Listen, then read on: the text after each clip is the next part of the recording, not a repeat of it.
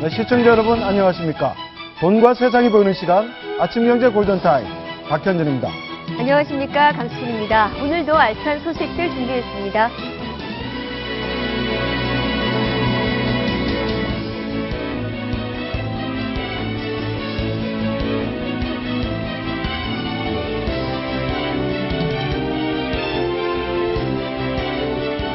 네, 오늘의 골든타임입니다. 부모님에게 드리는 용돈을 소득공제 받을 수 있도록 하는 방안이 추진됩니다. 이번에 발의된 개정안은 부모나 조부모에게 매달 일정 금액을 드리는 경우 최대 연 600만 원까지 종합소득에서 공제해 세부담을 줄여준다는 내용이 담겨 있습니다. 4조 원대의 사기범 조희팔 사건의 피해자 16,000여 명이 원고와 피고로 갈려서 소송전을 벌이고 있습니다. 조희팔 사건과 관련된 공탁금 320억 원을 누가 우선적으로 가져갈 권리가 있는지를 가르기 위한 건데 피해자가 워낙 많아서 최종 판결까지는 1년 넘게 걸릴 전망입니다. 도핑 테스트에서 금지 약물이 검출된 박태환 선수에 대해서 선수 자격정지 18개월이 확정됐습니다. 인천 아시안게임 메달은 박탈됐지만 내년 가을에 열리는 브라질 리우올림픽 출전 희망은 가질 수가 있게 됐습니다. 북한 김정은의 독재와 또 악동 이미지를 패러디한 게임과 영화 등 영상들이 끊임없이 만들어지고 있습니다. 최근에는 미국의 유명 포르노 제작업체가 김정은을 본딴 성인물까지 만들면서 인터넷 조회수가 20만 건에 이르고 있습니다. 네, 조성래 효성그룹 회장의 장인이자 우리나라 경제정책의 초석을 마련했던 통인상 한국능률협회 명예회장이 지난 22일 향년 101세로 별세했습니다. 송 명예회장은 1957년부터 재무부 장관 등 주요 경제부처의 수장과 초대 수출입 은행장을 지냈으며 경제개발 3개년 계획을 추진했습니다. 빈소에는 조성래 회장의 사돈인 이명박 전 대통령을 비롯해 이회창 전 한나라당 총재, 박삼국 금호 아시아나그룹 회장, 김재철 동원그룹 회장 등 정재계 인사들이 빈소를 찾아 고인의 넋을 기렸습니다. 발의는 25일 오전 6시 반에 치러집니다. 네, 오늘의 골든타임 박상훈 공감과 미디어 소장, 황장수 미래경영연구소 소장, 신은숙 변호사, 정철진 경제 칼럼니스트 네 분과 함께합니다.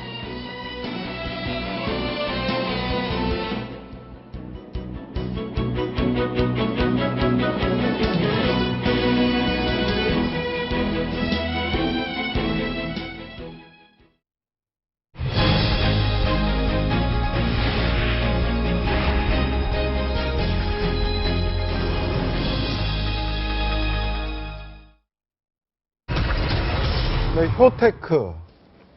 아주 간단한 단어인데요. 저금리 시대에 재테크의 시대가 가고 효테크의 시대가 오고 있습니다. 부모에게 드리는 용돈도 이제 소득공제를 해주는 방안이 국회에서 추진되고 있다고 하는데요. 어떤 내용입니까? 네, 어제 새정치민주연합 박민식 의원이 대표 발의했습니다. 박민수 의원이요? 박민수 의원이 이제 10명 정도 의원이 같이 냈고요. 소득세법 개정안 중에 몇 가지가 있는데 그 중에 한 내용을 보니까 이 자식이나 손자가 부모, 조부모한테 연간 최대 600만 원까지 용돈을 드렸을 때 이 600만 원까지 한도에서는 모두 소득공제를 해주겠다. 이제 이런 개정안을 냈습니다. 이게 연간 600만 원 소득공제가 꽤 네. 큰 겁니다. 네. 과표에서 600만 원을 빼주는 거거든요. 네. 만약에 이제 한 1억 5천만 원 이상 연봉 되시는 분들은 소득세율이 한 38% 되잖아요. 그렇죠. 그러니까 600만 원에다가 곱해주면은 한 220만 원 돈을 나중에 연말 정도해서 돌려받게 되니까 상당히 큰 금액인데 이 법안 나오자마자 어제 온라인이 굉장히 뜨거웠던 거는 어떻게 증명할 것인가. 이제 자식이 부모님에게 용돈을 드린 거를 예. 도대체 어떤 식으로 이 확인을 할 수가 있는가. 그럼 무조건 계좌이체해야 되느냐. 반드시 계좌이체를 해야 되는. 예, 하고 아니면 뭐 부모님이 뭘 써줘야 되느냐, 이걸 보여줘야 되느냐, 이제 이게 논란이 되고 있습니다. 아직은요 반드시 계좌이체를 해야 되고요. 법원에서 이제 부모나 친인척 간에 자녀 간에 돈이 오간 부분은 계좌이체가 이루어지지 않으면 인정해주지 않습니다. 사용적으로는 절대 인정. 근데 계좌이체 영수증이 인정이 안 되는 겁니다. 예, 인정이 안 됩니다. 왜냐하면 지금도 2005년 거 쓸 수 있잖아요. 그래서 계좌이체를 하셔야 됩니다. 근데 사실 부모 자식 간에 부모님 마음이 똑같은데 계좌이체를 한들 어머니 돈이 내 돈인데 예를 들어서 용돈 한 달에 뭐 실제로 한 30만 원 드리는데 100만 원 드렸다 해가지고 어머니 계좌 넣어놓고 자기가 쓰더라도 그 뭐 어머니 부모님이 뭘 하겠습니까? 네. 예, 정확한 네, 정확한 이 지적이세요. 문제는 현실 실효성 문제에서는 굉장히 좀 약간 의심이 그리고 됩니다. 계좌이체 했다가요. 나중에 현금으로 돌려받으면 그렇죠. 그럼 어떡합니까? 지금 그러니까 네티즌 언론 중에 가장 1번도 그겁니다. 600만 원을 실효성이 떨어진다. 네. 예, 아낌없이 주는 나무처럼 600만 원을 다 계좌이체를 한 다음에 부모님이 다시 이거 너 써라. 그러니까 소득공제용으로 부모님이 또 도와주실 경우에 예. 이게 무슨 의미가 있겠습니까? 현실적으로 저 같은 경우 어떤 게 아니고 어머님 용돈을 드립니다. 생활 드리는데 예. 꼭 그걸 모아두셨다가 손자들도 다시 줘요. 손자 용돈. 들고 돌아서 손자들 하면 뭐 대학 뭐 학기면 해외 보태서라 이렇게 부모님이 주시기 때문에 그게 주머니 돈이 쌈짓 돈인데 결국은 나중에 이게 이렇게 됩니다. 저렇게 하면 부모님 보고 통장 하나 만들어주고 도장까지 좀 달라 해가지고 예. 자기가 그 통장에 넣었다가요. 자기가 찾아 쓰는 이런 현상이 대부분이 그렇죠. 거예요. 연말정산에 드리고 악용하는 경우가 생길 수도 있다라는 그래서 말씀인데 저건 아니, 근데 굉장히 비현실적인 발상. 아니 그래도 그렇게 악용하는 여지가 있다 하더라도 현재 우리나라 그 재정 수준상 노년의 그 복지를 전부 시행할 수 없는 상태에서 가정 냈을 때 해결해버리는 의미에서 자녀가 그러니까 용돈 드리는 걸 유도하는 차원에서는 적극적인 면이 있기 때문에 그 부정적인 면을 생각해서 시행 안 하기도 좀 그렇지 않습니까? 예. 그러니까 노인 빈곤율이 워낙 높다 보니까 점점 높아지다 보니까 내놓은 국유지책이라고도 봐야 되겠습니다. 어떻게 보면. 예. 네, 노인 빈곤율도 그렇고 지난해 말이었나요? 그 생활비를 만약에 꼬박꼬박 드렸다면 아파트를 받았어도 그것이 증여세의 부과 대상이 아니다라는 대법원의 판결이 나오지 않았었습니까? 네, 네. 그런 식으로 약간 뭔가 부모에게 효도하는 사람에 대해서 뭔가 혜택을 주는 거, 네. 효도를 워낙 안 하고 있기 때문이지 않나라는 뭐 반대일 수도 있고요. 그것도 근데 있고요. 그 판례에 대해서 이제 오해가 있으실 것 같아 설명을 해야 네. 되는데 그 아파트 같은 경우 시세가 1억 6천만 원 정도 됐고요. 예. 대출 6천만 원을 자녀가 떠안고 갚았습니다. 예. 그다음에 실제로 자녀가 매달 용돈조로 준 것이 주택가에 1억 6천만 원을 약간 넘어섰습니다. 그래서 실제로 주택가에게 준하는 가액을 자녀가 줬을 때 인정되는 것이지 아. 그 가격에 턱없이 모자르는 금액을 용돈을 줬다는 것만으로 소득공제가 되지는 않습니다. 예, 주택 가격과 비슷한 금액이어야 될 예, 예. 때 증여세가 면제되는 예, 예. 부분이다. 예. 네. 근데 이 소식에 웃어야 될지 울어야 될지 그만큼 용돈을 안 주고 있다는 얘기입니까? 그렇기도 하고요. 용돈 드리십니까? 용돈을 드리는데 이렇게 정기적으로는 이제 드리질 않는데 아마 이 취지가 정기적으로 드려서 노인 빈곤층을 좀 네, 막아보자라는 그렇군요. 건데요. 지금 설문조사, 잡코리아 설문조사 나오고 있는데 용돈은 얼마나 드리냐 이제 53% 정도가 연평균 320만 원 정도를 드린다라는 셀러리맨들의 현황이 나와 있기도 한데 어쨌든 이번 소득세법 개정안이 통과가 될지는 실은 잘 모르겠지만 그 취지는 역시 우리가 이제는 그런 새로운 노령화 시대를 좀 엮어 나가자, 풀어 나가자. 상속세 그런 의미가 법안 담겨 뭐 있습니다. 됐던 건 부결되지 않았습니까? 지난해. 종교기관의 기부금조차도 지금 전부 기부금을 낸 것처럼 해가지고 예. 실제로 영수증을 허위 발급받는 일도 크다한데요. 일종의 절세한다면서요. 네. 이런 식으로 입증 여부가 어려운 부분을 하면 안 됩니다. 이거는요, 우리나라 같은 경우에는 거의 탈세가 천국인데, 이런 식으로 새로운 또 이게 실제로 이 입증이 거의 현실적으로 불가능한 이런 제도를 갖다가 자꾸 만들면요, 그것은 국가의 이 세금의 구멍들을 자꾸 넓혀주는 것밖에 안 됩니다. 예. 네, 국회의 의도는 알겠지만 그게 실효성 현실성이 좀 자체가 떨어져서 떨어질 악용될 수 있다. 소지가 있다. 이런 말씀이시네요. 예. 네, 잘 알겠습니다. 다음 주제 한번 넘어가 보도록 하겠습니다. 네, 조이팔의 환생. 4조 원대의 금융 다단계 사기범 조이팔. 예. 네, 중국에 도주하던 중 사망한 것으로 알려진 인물인데요. 조이팔이 환생했다. 다시 살아났다. 이게 무슨 말입니까? 예. 일단 조이팔 사건을 잘 모르실 텐데 이게 다단계 사건입니다. 일종의 네. 한 2005년부터 2008년까지 펼쳐졌었고 놀라지 마십시오. 피해가액이 이게 4조 원대입니다. 이게 4조. 공식 추산이 4조 원대인데 실제로는 6조 원이 넘었다. 이러니까 최대 사기 사건이고요. 피해자만 거의 3만 명이 엮여 있었던 이제 그런 희대의 다단계 사건이었는데 실은 이제 조이팔이 이제 주범이 밀항을 해서 중국으로 갔었고요. 2011년에 사망했다. 이러면서 사건 자체는 이제 종결이 된 그런 사건인데 지금 최근에 나온 보도는 조이팔이 살아있다라는 보도가 한쪽으로 계속 나오고 있고요. 예. 또 하나는 이제 그 피해자들이 남아있지 않습니까? 이제 이분들끼리의 어떤 소송들이 펼쳐지고 있어서 이제 두 가지 사건이 계속 조이팔 관련하게 펼쳐지고 있는 그런 이야기입니다. 네, 공탁금이 있습니다. 지금 조이팔이 현모 씨라는 사람에게 투자했던 돈 가운데 공탁금으로 지금 네. 320억 원이 지금 넘어온 거죠. 네. 그래서 지금 그 돈을 놓고 조이팔 사건의 피해자들이 편히 갈려서 지금 소송을 벌이고 있는 건데 260명과 나머지 16,000명 어떤 차이가 있는 겁니까? 이겁니다. 지금 아까 말한 조이팔이 살아있다라는 건 또 하나의 축이고, 이제 또 하나 남은 분들끼리 이제 소송이 펼쳐지고 있는데, 원고 267명, 피고 16,213명 모두 조이팔 사건의 피해자입니다. 그렇습니다. 모두. 근데 이제 최근에 이제 사건 관련해서 한 320억 정도가 공탁이 들어갔습니다. 그러니까 이 돈을 이제 공탁으로 맡기니까 피해자들끼리 나눠 가져라. 근데 이제 여기에서는 그 320명, 원고 측은 267명은 뭐냐면은 우리가 먼저 소송을 해가지고 우리가 확정 판결을 받았기 때문에 그 267은 다 우리끼리만 나눠 가져야 된다는 건데, 예. 실은 피해자분들은 그렇지가 않죠. 우리가 먼저 했지 않았을 뿐이지, 예. 이거는 뭐 전체가 다 n분의 1로 나눠 가져야 된다라고 해서 이제 둘이 소송이 붙게 된 그런 사건입니다. 신 변호사님, 이런 사건이 뭐 흔한 사건은 아닌 것 같은데. 네. 흔한 사건은 아니라고 보시지만 흔한 사건입니다. 왜냐하면 예를 들면은 이제 그 담보대출을 해서 아파트가 경매를 넘어간다고 했을 때 은행하고 가청 사채업자들 개인 채권자들이 이제 그 경락 대금 신청을 하게 되지 않습니까? 근데 우리가 이제 과거에 등기부 등본이라고 해서 집을 담보로 해서 그 근저당 등을 설정하면 근저당이나 전세권은 순위가 있습니다. 네. 먼저 설정된 사람이 우선 전액을 다 가져가고 다음 순위가 이제 차액들을 가져가는 순서인데요. 근데 문제는 안타깝게도 이 채권이라고 말하는 거, 그 근저당권은 물건인데 채권처럼 이렇게 우선순위가 없는 것들은 이 사람들이 지급 명령을 받았든 대법원 확정 판결을 받았든 이 금액을 본인 채권에게 가액 배분해서 나눠가는 거지 우선순위가 없습니다. 네. 그것이 문제인데 이 부분들이 왜 그런 확인 소송을 제기했는지 알 수 없으나 채권자들끼리는 우선순위가 없고 320억 원을 내 채권만큼 이렇게 비율대로 나눠 갖는 권리가 있는 것입니다. 그러니까 267명은요.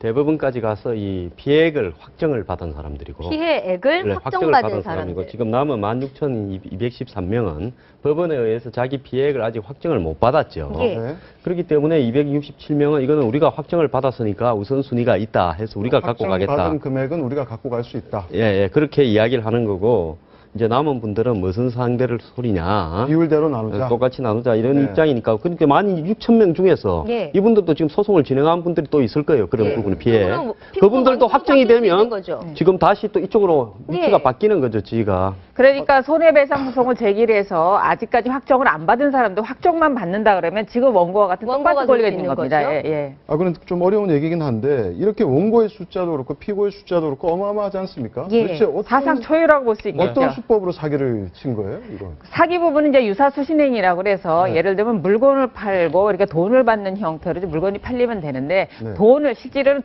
그 물건을 판다기보다 그 뒤에 돈을 대여해서 피라미드 형태로 운영되는 걸 말합니다. 그래서 법에서 금지하고 있습니다. 그러니까 의료기기를 빌려주는 대여업으로 30에서 40% 고수익을 올릴 수 있다고 속이고 물건을 준 건가요? 어떻게 그렇습니다. 이제 네. 이게 4조 원대가 왜 커졌느냐. 기존에 의료기기 팔아와 해가지고 물건 주고 팔고 이거는 아무리 해도 4조 원대까지 안 됩니다. 그런데 이건 의료기기만 겉으로 둔 거고요. 그 돈을 굴려주겠다. 그러니까 나머지 네. 이익을 높은 이자율을 쳐주겠다라고 하는 돈 거래가 함께 진행이 된 거예요. 그러니까 의료기기와 소위 말하는 유사시행인데 뭐 소위 뭐 개를 같이 했다고 생각하시면 쉬울 텐데 이게 두 개가 같이 겹쳐지니까 이 한 3만 명 정도가 물건 사러도 들어가지만은 좀 높은 돈을 이자를 받기 위해서도 뛰어 들어가고 그래서 이제 가액이 커지죠. 저게 어젯밤에 뭐 방송국에서 조이팔을 쳤습니다. 스페셜 방송을 했습니다. 마침 제가 어제 재밌게 봤는데 저 수법이 아주 교묘한 게 다단계로 팔아라는 게 아니고 의료기기를 만듭니다. 그럼 미용실에 둡니다. 네. 미용실에 두면 미용실을 그 업주는 왜 그걸 두느냐면 여기 이제 코인을 넣어서 뭐 안마 기구가 있지 않습니까? 그러면 40%를 미용실 사장한테 주겠다니까 미용실에 안 둘 이유가 없지 않습니까? 두면 그럼 한 달에 이제 한 미용실 인터뷰를 했는데 3만 원 정도 자기들한테 주더랍니다. 그러니까 수익이 안 되는 거죠.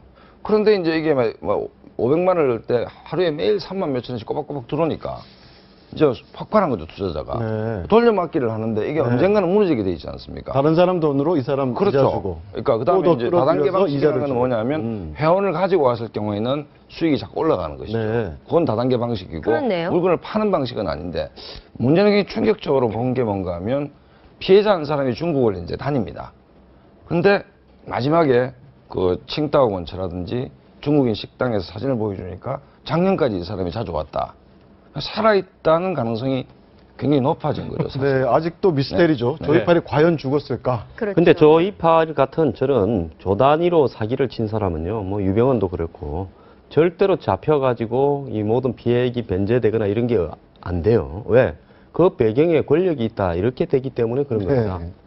네, 네, 방금 말씀드렸던 알겠습니다. 재판은 뭐 송장, 송달료만 9억 원에 이르고 재판을 하게 되면 체육관 빌려서 해야 되지 않냐라는 얘기까지 나오고 있다는데 한번 지켜보시죠. 네, 다음 주제 한번 넘어가 보도록 하겠습니다.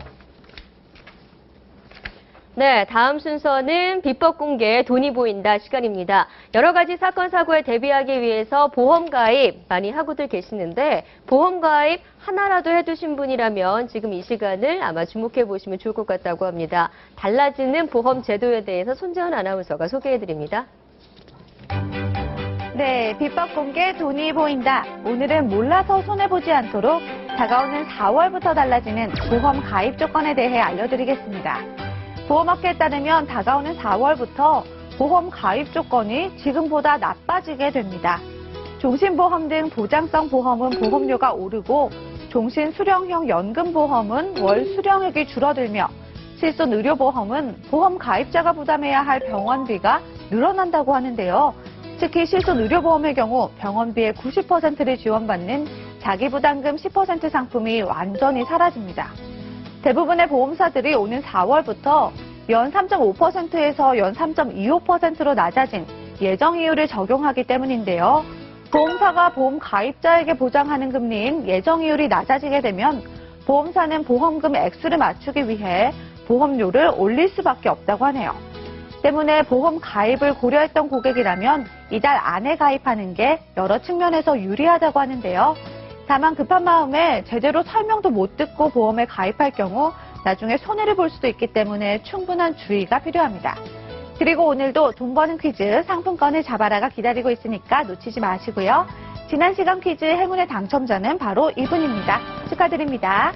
그럼 비법 공개 돈이 보인다. 다음 시간에는 더 유익한 정보 가지고 돌아오겠습니다. 네, 수지의 배신. 국민 첫사랑으로 불리는 수지로부터 많은 남성분들이 배신을 당했습니다. 바로 꽃미남 이민호 씨와의 열애 사실을 인정했기 때문인데요. 배신을 당한 건 기획사도 마찬가지 아닌가요?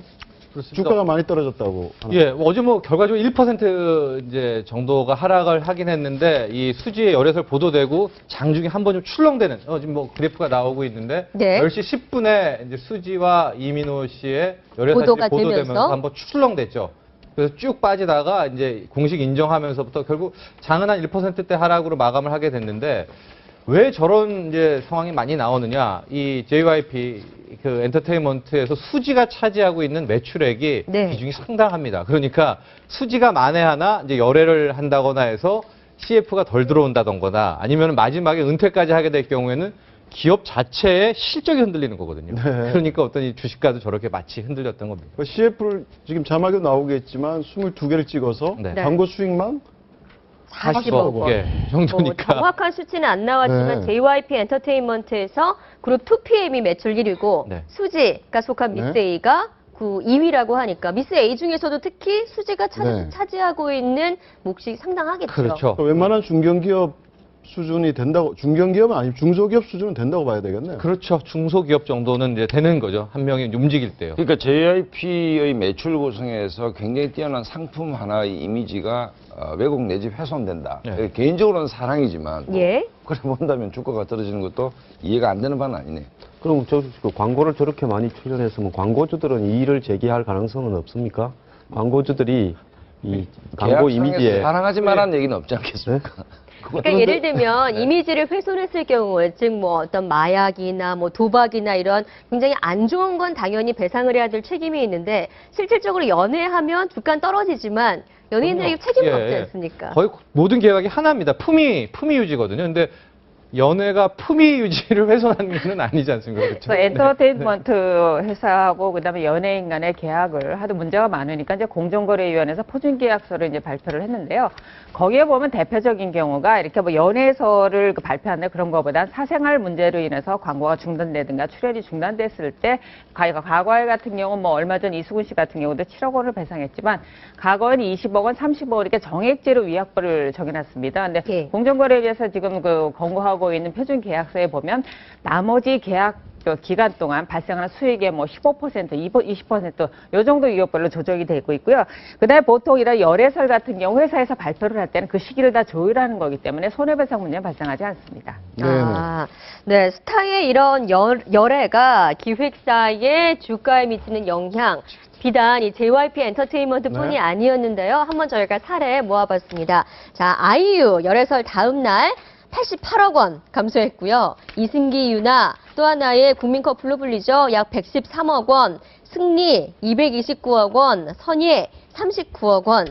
소속사 사장들 입장에서는 이 스타들의 열애설도 굉장히 촉각을 좀 곤두세우는 문제겠어요. 저게 우리나라 이제 엔터테인먼트 기업들의 한계이기도 한데요. 예. 전적으로 우리나라의 엔터 기업들은 다 저런 하나의 그룹이라든가 영화 투자라든가 연예인들의 CF 매출이라든가 여기에만 거의 매출이 몰려 있거든요. 네, 수익도 네. 거기서 발생을 하고. 근데 외국계 엔터테인먼트 회사는 네. 연예 사업이 한 40%에서 60% 정도 되고 나머지는 식당을 운영한다든가 그러니까 의류 업체를 운영한다든가, 그러니까 기본 베이스가 절반 정도를 깔고선 나머지 연예 사업을 이제 운영을 하게 되는데, 우리 같은 경우에는 전적으로 모든 게 한 90% 이상의 저 연예인들의 힘으로 좌지우지되기 때문에 연예인 한 명이 흔들리면은 그 기업 전체 주가가 완전히 뭐 출렁출렁되는, 좀 이제 구조 자체, 매출 구조 자체에 좀 열악함이 돋보이는 그런. 그러니까 컨텐츠 판매라든지 이런 게 좀 있어야 되는데 컨텐츠 판매가 없이 그냥 연예인 개인에 대한 어떤 인력 시장처럼 운영이 되다 보니까 저런 현상이 나타나는 거죠. 네. 황장 소장님 말씀처럼 네. 저렇게 어떻게 보면 두 중소기업이 만난 거잖아요. 네. 만난 건데 광고주들의 반응이 궁금하기도 해요. 지금 뭐 22개 찍었다 그러고 이민호 씨도 아마 많이 찍었을 것 같은데. 네. 많이 찍었죠. 네. 뭐 그렇게 싫어하는 눈치는 어제 보도에는 없었던 것 같습니다. 예, 광고주들 입장에서는. 예, 그렇죠. 이민호 중화권 광고료만 약 115억 원. 네. 어마어마하네요. 155억 원 정도. 네네. 이게 좀 약간 우문일 수는 있는데 스타들이 이렇게 열애설이 나면 주가가 떨어지면 만약에 둘이 깨지게 되면 다시 오릅니까?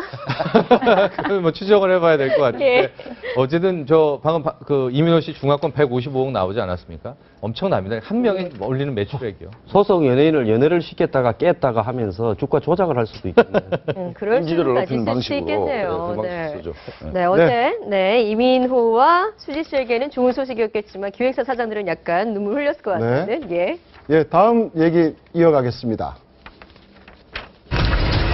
예, 박태환 손익계산서. 뭐 역시 마찬가지로 아주 핫피플인데요. 금지 약물이 적발된 수영 스타 박태환이 선수 자격정지 18개월 징계를 받았습니다. 네. 징계 수위가 징계 수위가 생각보다 어떻습니까? 처음에 한 2년 정도로 네. 예상을 했는데 한 6개월 정도 낮췄죠. 그러니까 변호사를 중간에 바꾼 게 이 전문 변호사로 바꾼 게 뭐 성공한 게 아니냐는데 18개월의 의미가 있는 게 다음 올림픽에 이제 출전할 수 있는 리오데자네이루 올림픽이 2016년 8월이니까 그렇죠.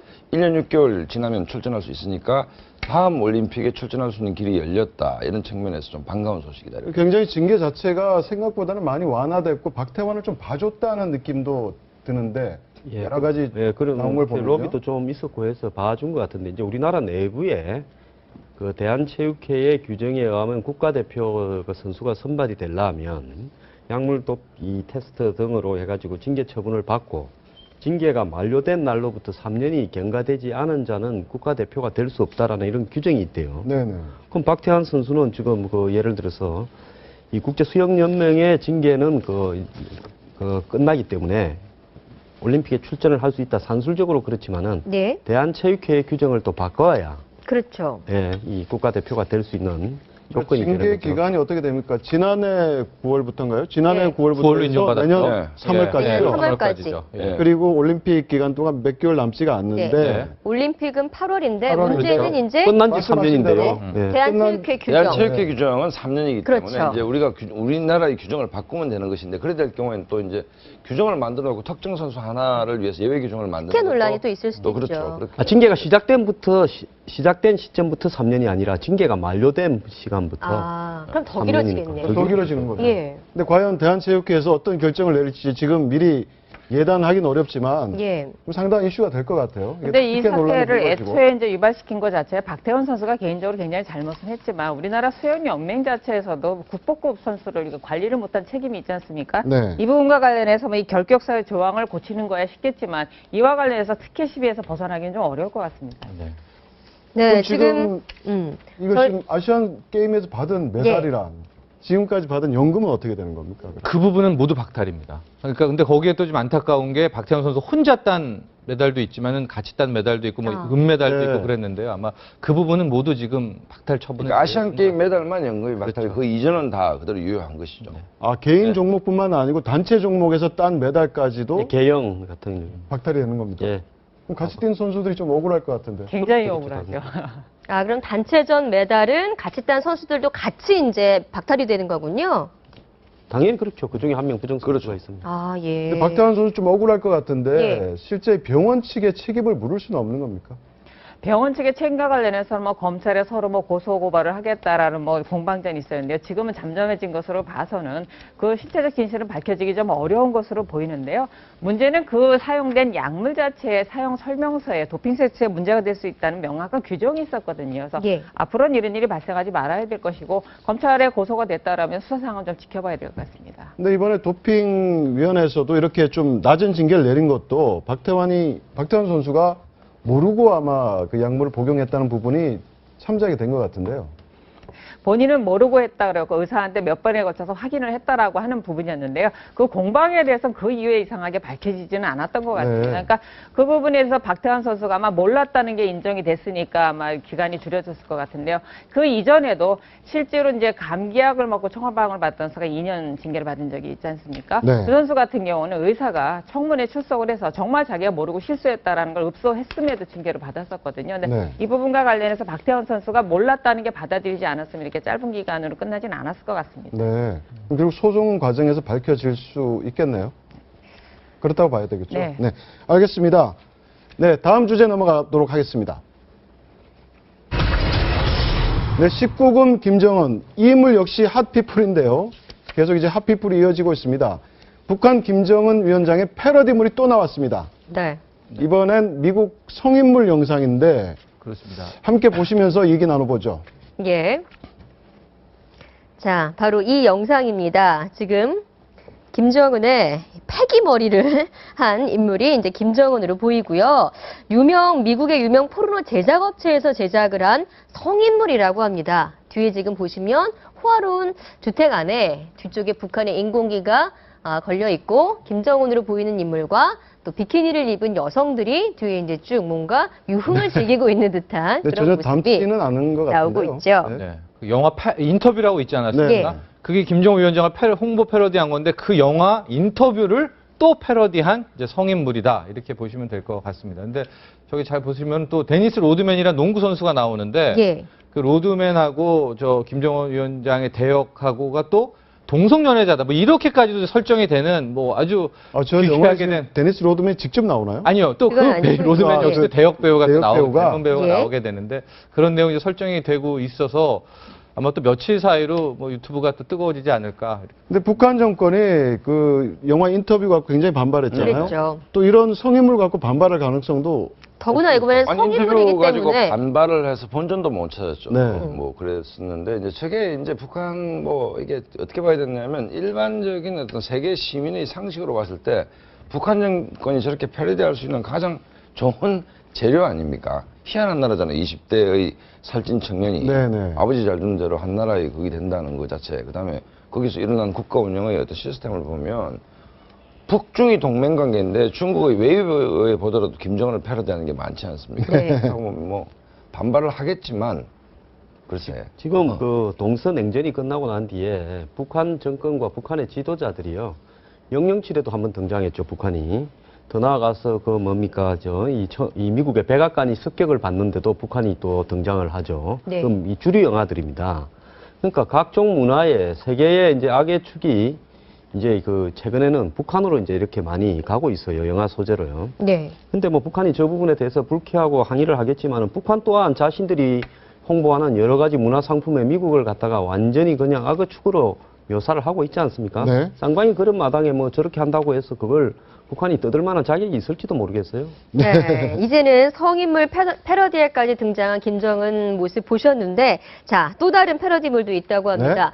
김정은의 이 패기 머리를 패러디한 사진들이 요즘에 굉장히 SNS에서 많이 돌아다니고 있다고 하는데, 보시면 요즘에 머리 스타일이 좀 바뀌었어요. 이렇게 앞머리와 뒷머리를 자른 지금의 스타일이 패기 머리라면, 요즘에는 머리가 조금 더 길어서일까요? 일명 사다리꼴 머리라는 게 있다고 하는데, 그 사다리꼴 머리가 뭐 오바마 대통령의 머리에 있는 사진도 나왔고요. 예. 지금 만화 이게 약간 캐릭터. 예. 캐릭터 그리고 만들기엔 참 좋은 네. 관상입니다. 전화기 모양까지 나왔다고 하는데 예. 김정은도 이걸 보고 있을까요? 여러 매체를 통해서. 글쎄, 저게 뭐 보고를 안 받으면 자기가 보겠습니까만은 어쨌든. 지금 인터넷만 사용하면 볼 것 같은데. 그렇죠. 어떻습니까? 이처럼 김정은 관련 패러디물이 끊임없이 미국에서 나오고 있는데 왜 그렇다고 보십니까? 아니, 끊임없이 아까 뭐 패러디물이 나온다는 얘기는 예를 들어서 SNS에 조회수가 많아진다는 건 대중의 관심이 있다는 얘기 예. 아니겠습니까? 그럼 그 대중의 관심이 아까 수지가 연애한다는 관심하고 다르겠죠. 희한하니까. 야, 저게 정말 희한하다. 대명천지에 저게 가능할까? 그런 관점에서 보는 거죠. 한 국가인데 국가가 저런 식으로 작동이 되고 저는 좀 더 어린 친구가 뭐 그냥 뭐 태양 같은 원수님이 되고 네. 그다음에 막 예를 들어서 뭐 별 4개 5개를 수용을 시키고 뭐 이런 나라가 어떻게 가능한지에 대해서 일반 그 민주주의 사회에 사는 대중들의 호기심이 저런 패러디물을 만든다고 봐야 안 되겠습니까? 그 뭐 이란의 지도자라든지 네. 쿠바의 지도자라든지 뭐 IS의 지도자라든지 이런 사람은 패러디가 안 되잖아요. 별로 없잖아요. 예, 그런데 네. 김정은이 패러디물의 대상이 되는 이유는 뭔가 하면 예. 그거는 일종의 문화 코드를 상당히 그 담을 수 있는 그런 소재다라고 보고 있는 겁니다. 문화 코드라고 하면 그러니까 어떤 걸- 김정은이 이렇게 하는 이 행동들, 네. 그 뭐 예를 들어서 미키마우스를 등장을 시킨다든지 북한에서 말입니다. 네. 행사에 네. 또 나와가지고 거기 뭐 혼자서 나이든 뒤에 장성들을 갖다가 이렇게 끌고 다니다가 어느 날 등수를 갖다 밥 먹듯이 예. 서열을 바꾼다든지 뭐 이런 거라든지 한번 뛰어내려 봐라고 행사장에 가서 이야기한다든지 이런 것들이 외국 사회에서 봤을 때요. 희한한 일이죠. 그건 그냥 이런 어떤 무서운 대상이라기보다 이제는 저 도대체 정신적 사고가 어떨까 이런 어떤 형태에 가고 있다. 또 특히 북한이 이제 보여주는 이 과시적인 어떤 그런 어떤 모양과 실제 북한의 이면 예. 이런 부분들이 이제 세계에서는 호기심의 대상으로 전락하고 있는 상황입니다. 공포가 아니라요. 또 그만큼 북한이 폐쇄적인 사회라서 더 호기심이 증폭될 수도 있을 것 같아요. 그렇죠. 양극단에 가고 있는 것 같습니다. 또 김정인 위원장 스스로가 여지를 좀 많이 주고 있는 것 같아요. 그러니까 로드맨하고도 친하고 젊을 때 항상 자기가 최고의 영웅이 이제 마이클 조단이라는 얘기도 계속해서 말을 하고 네. 또 느닷없이 화장품 관련해가지고 회사에 가가지고 북한 화장품을 하품하면은 뭐죠? 너구리가 된다. 이런 코멘트도 갑자기 느닷없이 하고 이런 말을 갑자기 하니까 스스로도 좀 여지를 주면서 대중들이 이런 패러디까지 나오죠. 그러니까 어떤 얘기는 베이징에 있는 두 친구가 있습니다. 여러 네? 휴가를 받았습니다. 한 친구는 휴가도 어디 갈다니까 아내 서울 가서 좀 쉬다 올란다니까 뭐 그래요. 그런데 넌 어디 간다니까 평양 가서 한 일주일 있다 하니까 이 친구가 놀랬다요. 평양 그걸 왜 가느냐고. 전 지구상에서 가장 폐쇄적이고 접근하기 힘든 나라가 북한 외에는 없지 않습니까? 예를 들어서 막 무슨 질병이 있어서 안 가는 이유 말고는 그렇기 때문에 아까 황 소장님 말씀 문화 코드라는 얘기가 아주 적합한 표현이다. 네, 알겠습니다. 앞으로 이런 패러디물은 계속 이어질 것 같습니다. 예. 다음 주제에 넘어가겠습니다. MB와 2,800억 원. 네, 바로 자원외교 국정조사 특위 문제인데요. MB 정부가 정권 기간 동안 29개 기업에 2,800억 원이 넘는 돈을 일반 융자 해줬다는 예. 얘기가 나오고 있습니다. 처음에 이제 성공불용자, 그러니까 네. 예를 들어서 이제 이게 그 봉익임순달 같은 것인데 성공하면 돈을 받고 실패하면 돈을 안 받는다. 이게 지금 경남기업에 준 게 문제가 됐던 것이고 또 하나는 이제 광물자원공사에서 연리 1.75%. 네. 굉장히 낮죠. 그럼요. 그렇네요. 그래서 2,800억을 했는데 이게 이제 생선 심사를 고양이가 맡은 결과가 아닌가. 네. 뭐 이런 얘기인데 저기 보면 대우 인터내셔널에 440억, 제일 많고요. 한전에 300억, 뭐 LS 닉고동 재련. 예. 240억, 네. SK 219억, 네. LG 215억인데 저 당시에 1.75%짜리 돈을 준다. 정찰진 평론가요. 네. 어떻게 생각하세요? 그렇죠. 상당히 이제 아마 수사가 저런 식으로 들어갈 것 같습니다. 그러니까 자원외교의 수사라는 게 좀 힘든 게 뭐 1조 원짜리 프로젝트를 했는데 다 날리고 이제 1,000억이 남았다. 이 자체로는 이거를 뭐라고 할 수가 없습니다. 왜냐하면 실패를 한 거잖아요. 그랬는데 그 과정에서 저런 어떤 융자금 중에 상당액이 다른 계좌로 빠져들어갔다든가 이런 과정상의 절차상의 문제를 이제 들어가서 검찰이 아마 그쪽에서 비리를 이게 밝혀낼 중요한 겁니다. 거는요. 네. 자기 돈 같으면요. 성공 확률이 7, 80% 안 되면 투자할 사람 있겠습니까? 그렇죠. 절대 없죠. 또 날리고 나면요. 그거는 그 사업에 투자해서 날린 돈도 있을 거고 빼돌린 돈도 있을 거고 어차피 날릴 거라고 생각하면서 그렇게 돈을 갖다 빌려와서 쓸 수도 있습니다. 그러니까 자원외교가 항상 그런 식으로 돈을 빼돌리기 위한 용도가 딱 좋기 때문에 그 실패하면 그냥 해보니까 안 노는 걸 어떻게 하느냐 이렇게 네. 해서 그거 하고 그렇기 때문에 지 돈 가지고 투자하는 사람 거의 없습니다. 근데 네. 여기서 중요한 것은 광물자원공사가 저렇게 금융기관도 아닌데요. 예. 돈을 갖다 2,800억이 넘는 돈을 빌려줄 그런 여지가 있느냐라고 보니까 이 회사 지금 부채가 엄청나게 증가를 했어요. 네. 이 자원 사업 한다고 지난 정권에 170%까지 늘어났는데요. 85%에서. 네. 네, 배가 늘어났죠. 예, 이 자기 회사 부채는 이렇게 배를 늘리면서 저렇게 돈을 빌려줄 만한 그런 처지가 되는 건가, 광물자원공사가요. 예. 그 지금 그렇죠. 2,800억 원이란 이 돈이 다시 나오게 된 거는 결국은 다음 주 예정된 자원 국정조사 특위 네. 청문회 때문에 그렇지 않습니까? 그러니까 이 문제가 정태진 변호사가 제대로 지적을 한 게 이 문제를 뭐 빌려준 게 문제가 네. 그러니까 황소영 말씀에 방만했죠. 방만하고 뭐 그냥 이렇게 곡간돈 아무거나 자기 돈 아니니까 그냥 이렇게 모랄 해저드가 있었던 건 분명한데 검찰 수사 중이지 않습니까? 이게 그냥 그렇게 썼으면 이거는 뭐 배임 정도 외에는 뭐 말할 방법이 없습니다. 다만 이제 검찰이 바라보는 것은 이게 이제 그렇게 투자가 된 게 아니고 개인적으로 유용됐느냐 아니면 로비장으로 쓰였느냐를 보는 거겠죠. 눈먼 네. 돈이라가요. 특히 뭐 그 당시에 국책 금융기관들이 뭐 해외 이런 어떤 성공불 투자 이런 걸 막 굉장히 많이 해줬습니다. 네네. 그 제가 그때 리스트도 한번 받아봤는데요. 그런 어떤 돈들은 그냥 실패했다 해서 그냥 없어진 게 엄청나게 많습니다. 그런 돈들이 어떻게 해서 투자되어지고 그걸 또 받는 사람이 대부분 받아요. 그런 어떤 과정들을 전면적으로 한번 다 조사를 해야 될 거라고 봅니다. 아니 근데 안타까운 건 전면적으로 조사를 하든 수사를 하든 이게 회수가 되겠냔 말이에요. 대부분 세금으로 형성된 공적 작업에 대해서 이런 사업이 매 정권 때마다 시행되면서 눈먼 돈이죠, 말씀대로. 그러면서 그 사람들 사이에서 그런 말이 돈다는 거죠. 이 눈먼 돈 못 먹는 게 바보라는 거죠. 그러니까 매번 매 정권마다 이렇게 이어지고 있는 이 부분에 대해서 나중에 철저히 수사, 엄벌즈, 엄정 처벌 이런 거 말고 실질적으로 돈을 회수하는 쪽으로 좀 집중해야 될 것 같습니다. 그러니까 어제 바로 국회에서 네. 여야 대표 간사들이 청문회 증인 채택을 갖고 설전을 벌였는데요. 40분 동안. 결국 결렬됐습니다. 여쪽하고 야권이 서로 주장하는 증인이 너무나 극명해서 한쪽에는 뭐 120명인데 그 중에 뭐 2명은 돌아가신 분도 계시고 네네. 뭐 그러니까 두 분은 어제 권성동 의원하고 두 분 여야 간사가 이제 뭐 설전을 벌였는데 난 그건 쇼라고 봅니다. 왜냐하면 이명박 전 대통령까지 야권에서는 증인을 물론 그렇고 채택해야 된다. 이쪽에는 뭐 문재인 그렇죠. 대표까지 네. 나오라고 얘기를 하는데 실제로 아까 그 우리가 지금 우리 정도 토론했던 문제를 유심히 봐야 될 것이 성공불용자든 이런 저리 대출이든 이 문제가 어떤 구조로 이루어졌는지 아니면 정책적으로 옳은지 문제를 따져볼 능력이 국회에 없는 것이죠. 네. 그러니까 국민의 관심은 사실 검찰 수사에 가 있지 국정조사에서 뭔가를 할 거라는 기대를 안 하고 있습니다. 그러니까 국회 국정조사는 어떻게 보면 정치적인 쇼에 불과할 뿐이다. 그렇죠. 그러고 네. 정책 만약에 감사를 한다면 국회의원들 피곤한데 그걸 공부해야 되지 않습니까? 네.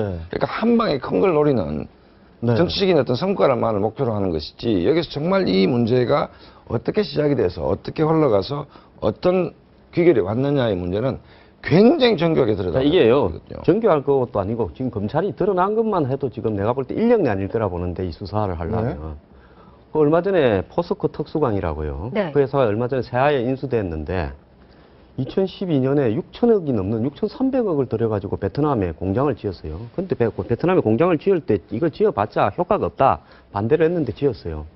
그래가지고 이제 공장이 완공이 2014년에 이제 됐다. 이렇게 됐는데 작년에 이제 그걸 갖다가 이 포스코 특수관 베트남 공장도 넘기느냐라고 조사를 해보니까 잔존 가치가 완공된 공장이 2,300억인가 밖에 안 네네. 된다는 거예요. 그 4천억이 공장을 짓는 과정에서 없어져 버렸다는 거 아닙니까? 네. 그래서 공장을 95% 이상 완공을 했다 해놓고는 아직도 공장도 돌리지도 않고요.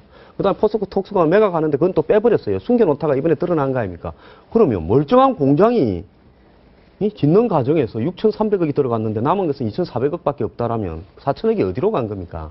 그럼 뭘 하고 공장을 지었습니까? 돈 빼먹으려고 공장을 지었습니까? 예. 이런 것 2년 동안 그러면 뭐 했습니까? 박근혜 정권 출범하고 포스코 회장도 바뀌었는데요. 그거 덮어놓고 있다가 이번에 드러나가 시끄럽지 않습니까? 이런 일들도 다시 이걸 지시하고 있다가 이제 터져나오는데 앞으로 터져나올 게 얼마나 많겠어요. 네, 그 지금 청문회 자체를 놓고 이렇게 일단 증인 채택부터 티격태격 벌이고 있는데 그거는 이제 어제 무산될 얘기하는 게 지금까지 네. 국정조사를 해서 제대로 뭘 밝힌 적이 한 번도 없지 않습니까? 네, 네. 그러니까 집권당도 국정조사 가자면 별 겁나는 것도 없는 것이고 국정조사 가서 제대로 어떤 그 조사 결과가 나온 적이 없기 때문에 주로 이제 처음에 나올 때 증인을 어떻게 채택할 것인가 가지고 시간 다 끌고 그다음 적당히 절충되면 또 고함 지르다가 시간 다 끌고 실질적 진실은 하나도 못 밝히는 것이 예. 국조의 패턴이었죠. 그러니까 이번 국회를 했으면 크게 달라질 것 같지는 않습니다. 네, 네. 알겠습니다. 다음 주제 보여주세요. 네, 김무성의 굴욕. 김무성 대표 4.29 재보궐선거가 열리는 서울 관악을의 대학동 고시촌을 찾았습니다. 타운홀 미팅인 청춘 무대 행사를 가졌는데요. 예. 청년들과 소통을 하겠다고 찾아갔다가 된통 혼이 났습니다. 관련 영상 한번 보시겠습니다.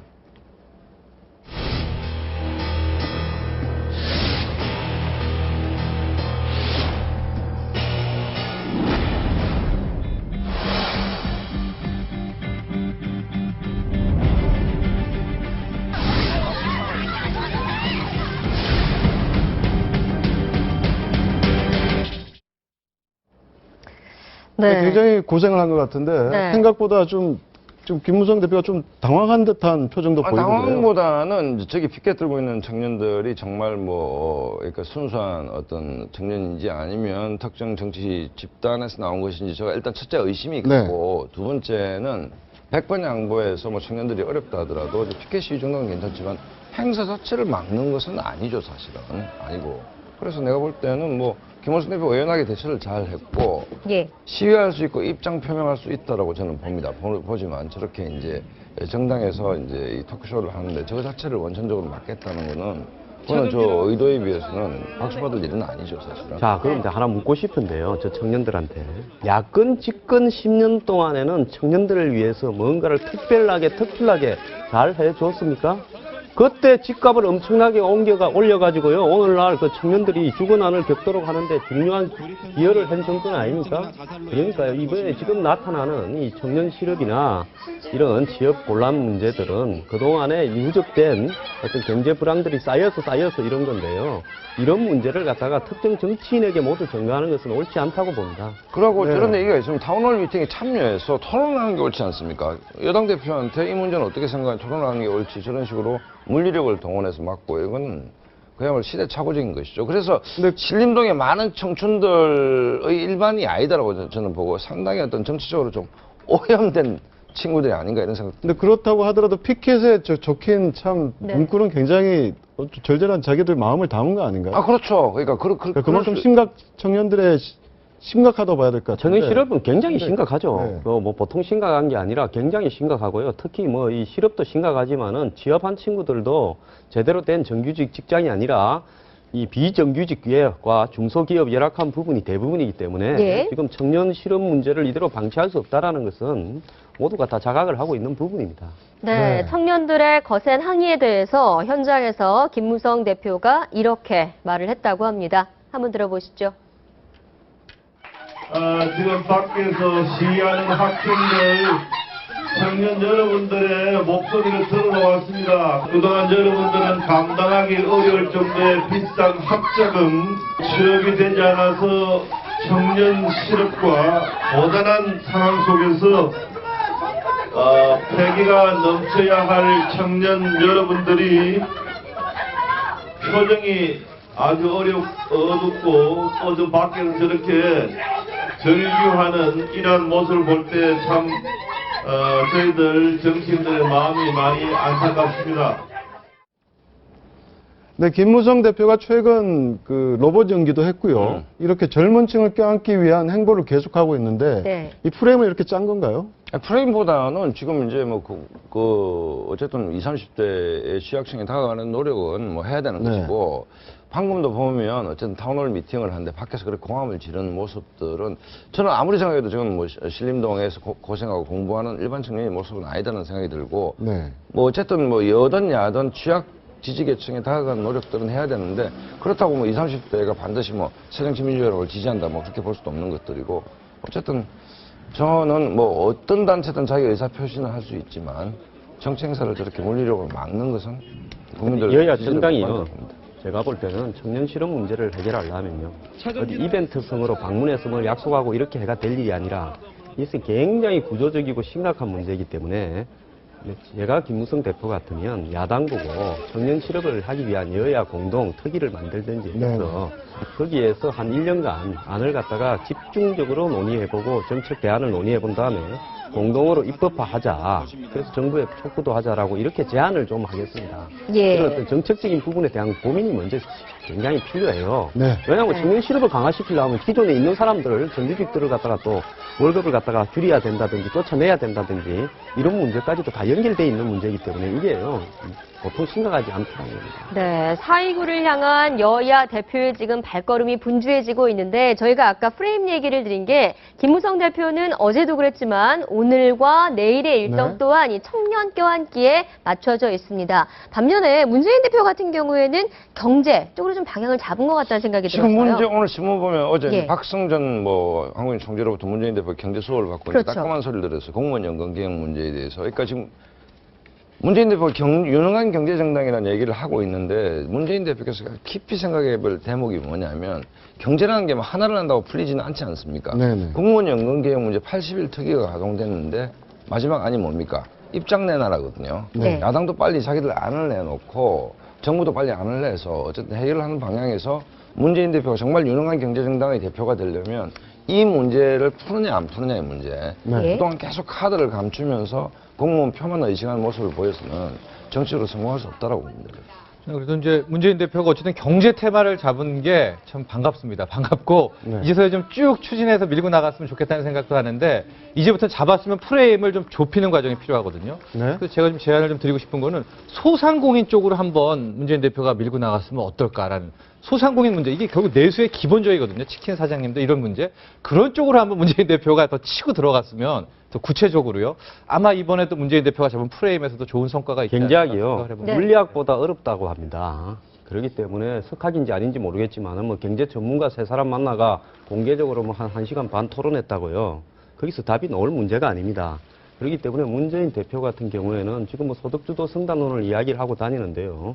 대부분 저임금을 그래서 이제 인상을 하자는 건데 저도 뭐 저임금을 올려줄 수 있으면 최저임금을 올려줘야 된다고 봅니다. 그런데 과연 최저임금을 받는 사람들 다수가 자영업자들한테 고용돼 갖고 일하는 사람들이 굉장히 많아요. 그렇죠. 식당에서 일하거나 아르바이트 하는 사람. 근데 그런 사람들을 올려줄 만한 한국의 자영업자 수준이 되는가? 네. 이것도 굉장히 생각을 해봐야 돼요. 그래서 우리 외국 같은 경우에는 자영업자가 적기 때문에 최저임금을 올리자 하면 대부분 제조업체에서 그럼 정부가 제조업체 좀 보태주든지 이렇게 해서 올리는데 한국 상황이 다르기 때문에 이런 상황에서 최저임금을 어떻게 올릴 건가 그런 생각도 문재인 대표가 좀 해야 될 겁니다.